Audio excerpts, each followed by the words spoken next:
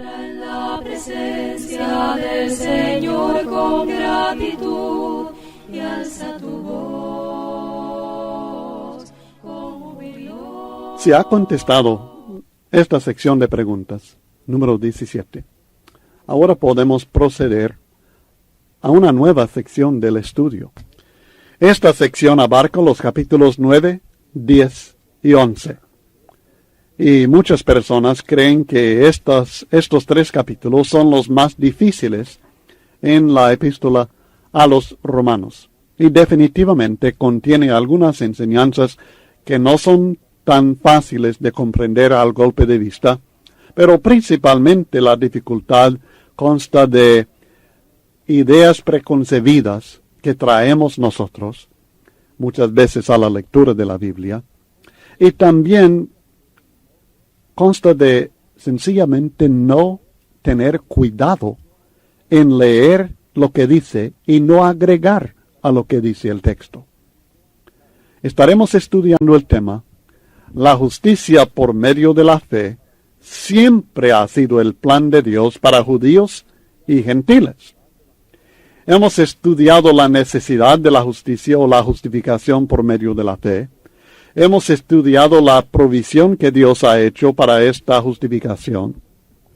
Hemos estudiado los requisitos de Dios para que nosotros seamos justificados y las bendiciones que recibimos y cómo estos afectan nuestra vida cotidiana en la eliminación de la práctica del pecado y nuestra santificación, y la esperanza que nos da de glorificación y que nosotros podemos superar las dificultades del sufrimiento de esta vida viendo hacia adelante, hacia el futuro y la gloria que Dios tiene preparada para nosotros. Y hemos visto que hay, con el Antiguo Testamento, que hay acuerdo, pero ya en estos tres capítulos se enfoca más este punto, que Dios siempre había planificado justificar tanto a judíos como a gentiles por medio de la fe. Nunca pensaba hacer otra cosa. Así que el plan divino está intacto. El plan divino no ha cambiado.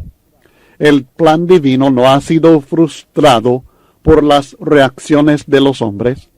El plan divino no ha sido transformado de ninguna manera, sino que lo que estamos viendo en el Evangelio y en la Iglesia de Cristo Jesús es el cumplimiento de lo que siempre ha sido el plan de Dios, tanto para judíos como también para gentiles.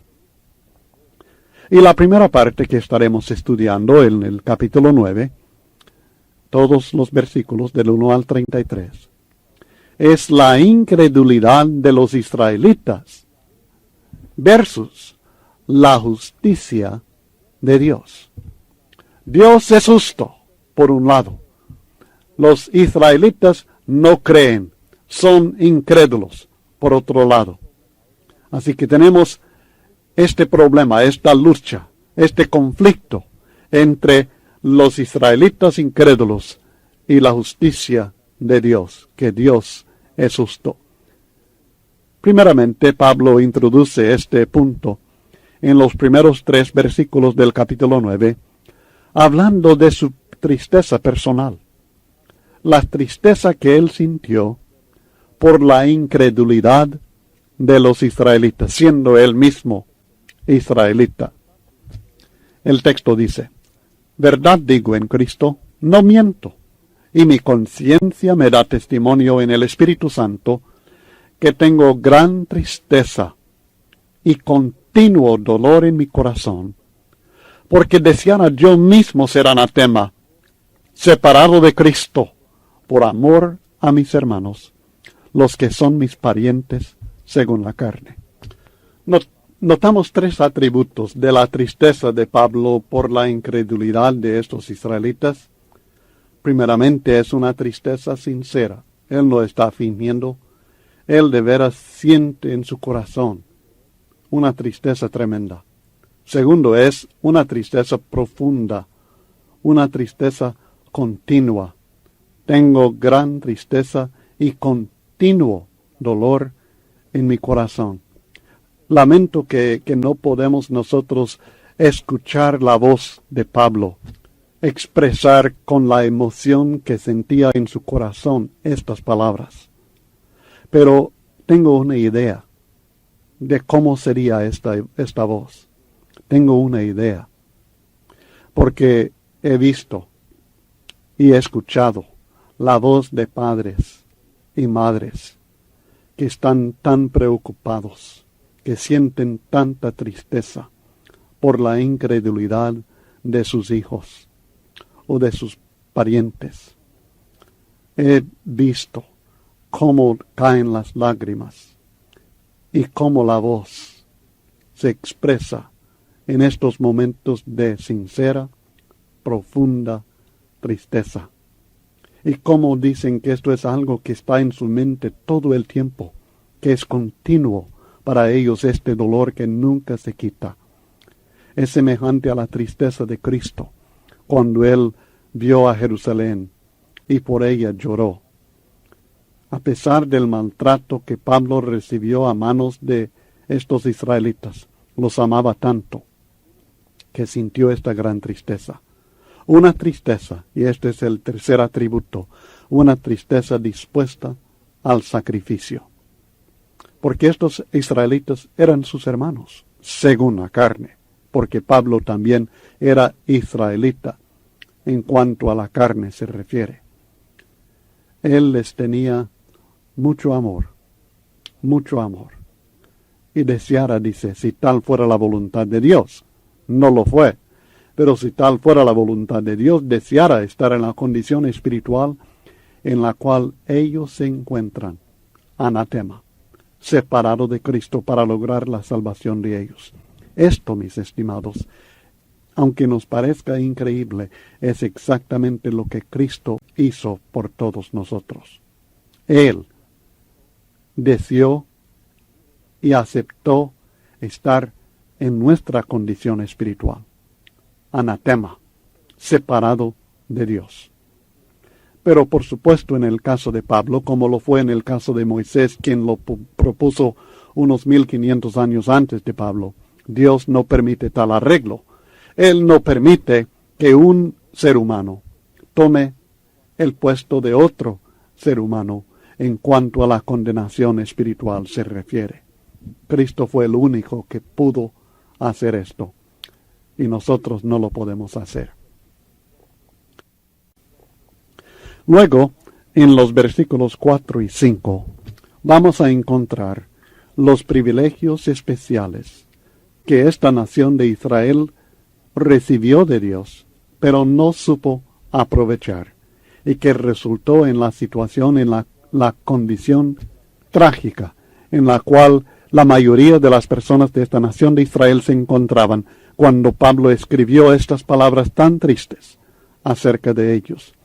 El texto dice que son israelitas, de los cuales son la adopción, la gloria, el pacto, la promulgación de la ley, el culto y las promesas, de quienes son los patriarcas y de los cuales, según la carne, vino Cristo. 8 privilegios especiales que esta nación no supo aprovechar. Primeramente, es la adopción de la nación de Israel como hijos de Dios. Segundo, la gloria de Dios que les apareció y moró entre ellos en el tabernáculo y luego en el templo. Tercero, el pacto hecho únicamente con ellos por medio de Moisés.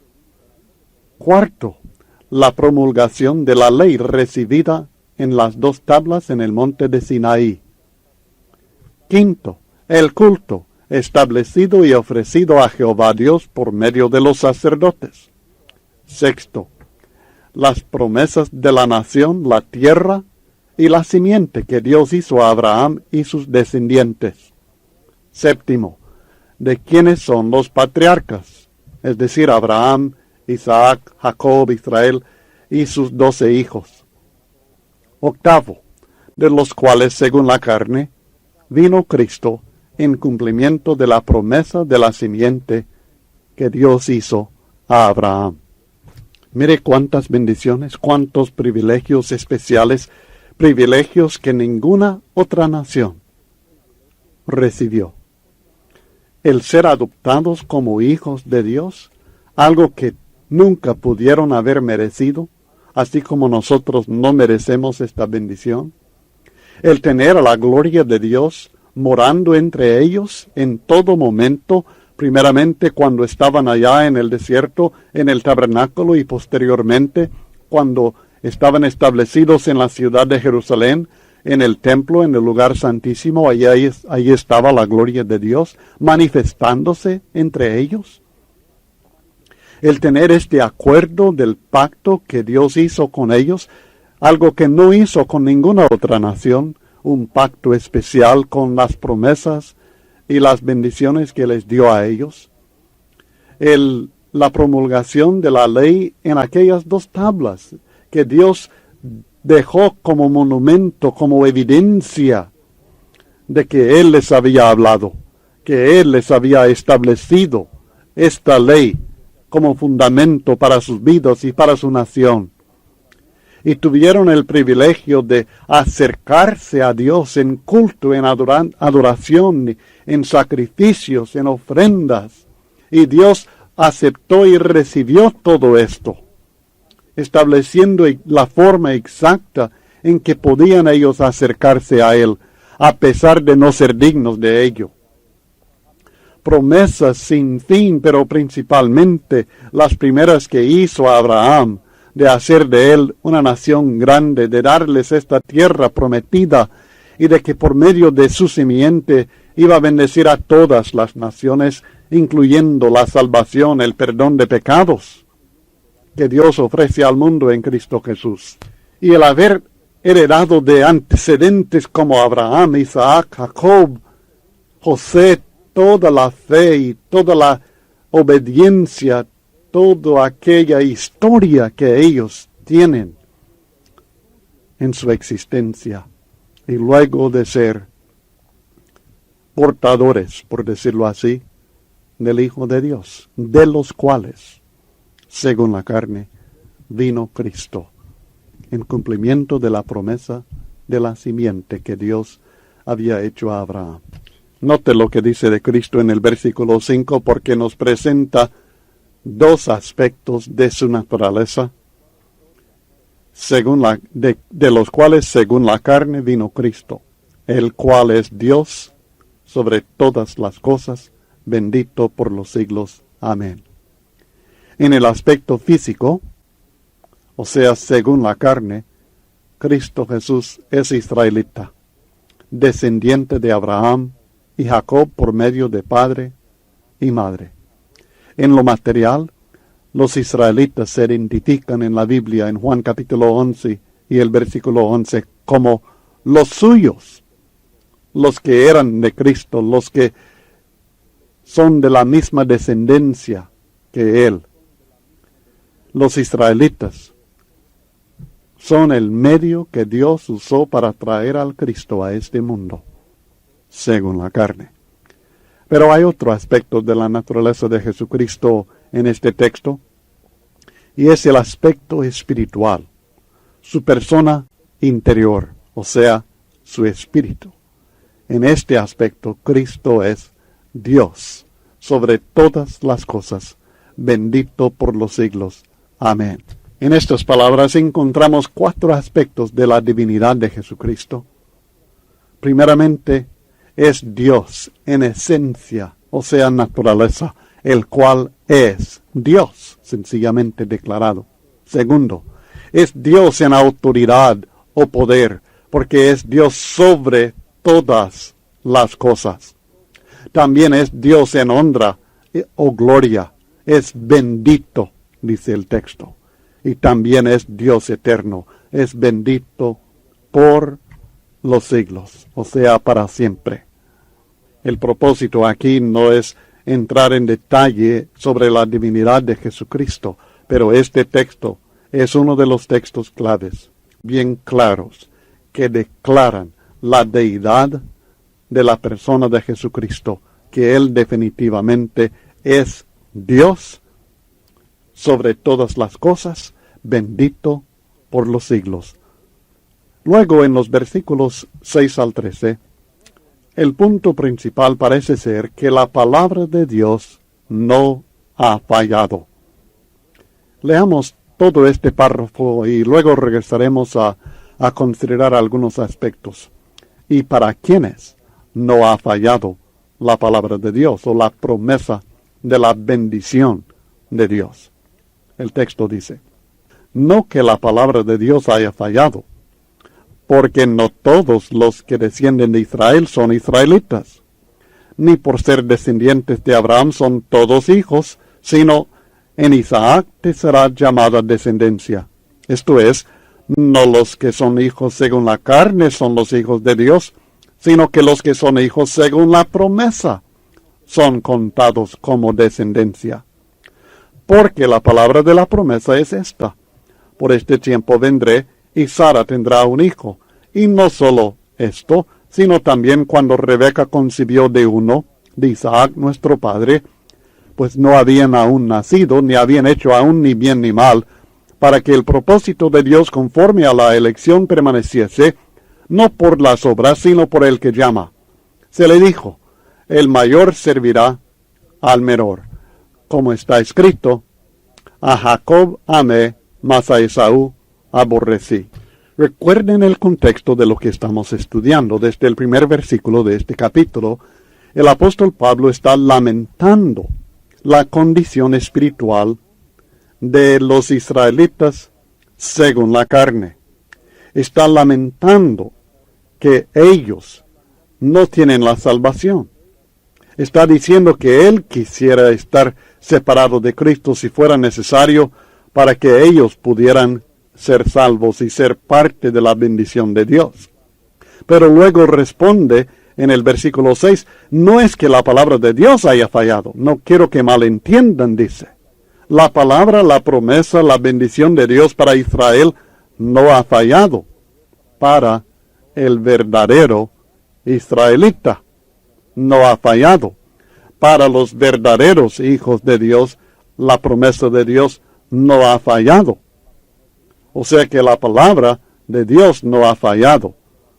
Quienes han fallado son los hombres. No han aprovechado la bendición que Dios les ofrece. Y él entra en esto estableciendo que hay dos requisitos para ser verdadero israelita. Él dice en el versículo 6, no que la palabra de Dios haya fallado, porque no todos los que descienden de Israel son israelitas. Es decir, que el ser descendiente de Israel se refiere a Jacob, el padre de los israelitas. Recuerden que el nombre de Jacob fue cambiado a Israel por Dios mismo. Así que al decir descendiente de Israel, no se refiere solamente a la nación, sino también a aquel personaje, aquella persona, quien es padre de toda la nación en este sentido material.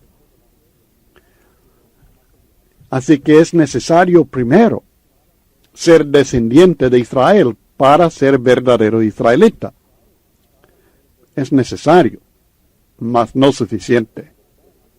La raza o la nacionalidad de la persona no les aseguraba la recepción de la bendición de Dios. Había otro requisito. Y ese segundo requisito es la fe. La bendición de la salvación no fue prometida a todos aquellos que carnalmente o físicamente descienden de Israel. La bendición de la salvación fue prometida únicamente a los creyentes. Creo que es necesario tomar el tiempo para leer Juan capítulo 8, versículos 34 al 44. Ya estamos familiarizados con este texto porque en el versículo 32 está aquel texto famoso, y conoceréis la verdad, y la verdad os hará libres. La respuesta de los judíos, muchos de ellos que escucharon esto, es que nosotros somos linaje de Abraham. Nunca hemos sido esclavos de nadie, porque dices tú, seréis libres. Jesús les respondió en el versículo 34. de cierto os digo que todo aquel que hace pecado, esclavo es del pecado. Y el esclavo no queda en la casa para siempre, el hijo sí queda para siempre. Note el contraste entre el esclavo y el hijo. ¿Quiénes son los esclavos? Son los esclavos del pecado, los que practican el pecado. El hijo sí queda para siempre. Así que si el hijo os libertare, seréis verdaderamente libres. Son judíos los que hablan a él. Son descendientes de Abraham. Son descendientes de Israel. Son linaje de esta familia. Pero son esclavos. No están libres. Necesitaban que el Hijo de Dios los libertara para ser verdaderamente libres y que los libertara por medio de la verdad del Evangelio. Sé que sois descendientes de Abraham, les dice, pero procuráis matarme, porque mi palabra no haya cabida en vosotros. Note este versículo. Yo sé, dice Cristo, ustedes son de la nación. Ustedes son físicamente descendientes de Abraham, pero sus acciones no son las acciones de Abraham. Ustedes quieren matarme, porque mi palabra no haya cabida en vosotros. No creen. Yo hablo lo que he visto, dice Cristo, cerca del Padre. Y vosotros hacéis lo que habéis oído cerca de vuestro Padre. ¿Hijos de Dios? ¿Han escuchado esto de Dios? ¿Son hijos de Dios? ¿Son hijos de la promesa?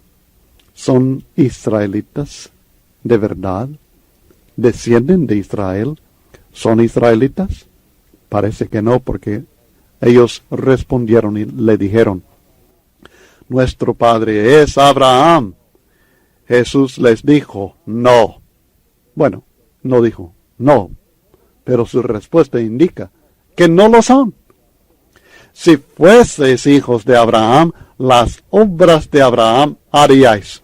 Es decir, que verdaderos hijos de Abraham son aquellos que hacen las obras de Abraham, obras de fe, obediencia a Dios, aceptan la palabra de Dios, la palabra de Cristo haya cabida en ellos.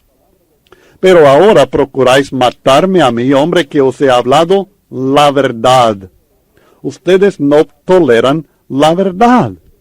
Me quieren matar porque les he hablado la verdad, la cual he oído de Dios. No hizo esto Abraham.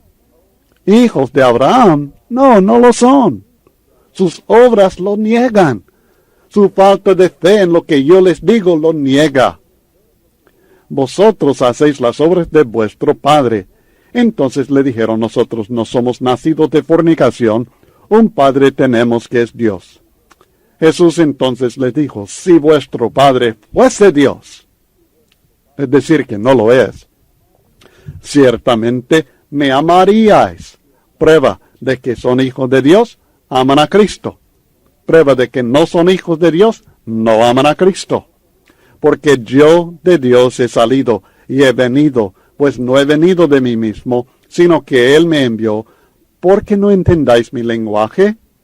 Porque no podéis escuchar mi palabra.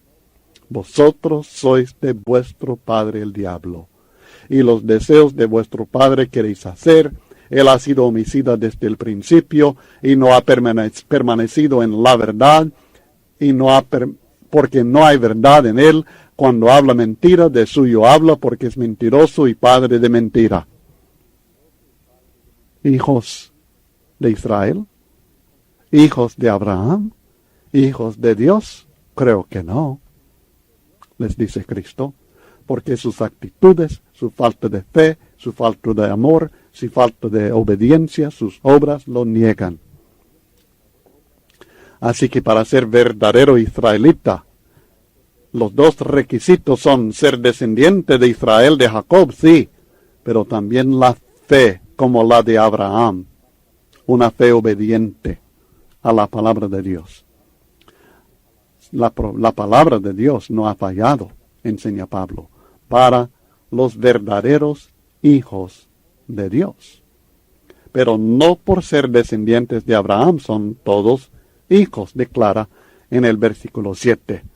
Hay diferencia entre ser descendientes y ser hijos. Hay diferencia.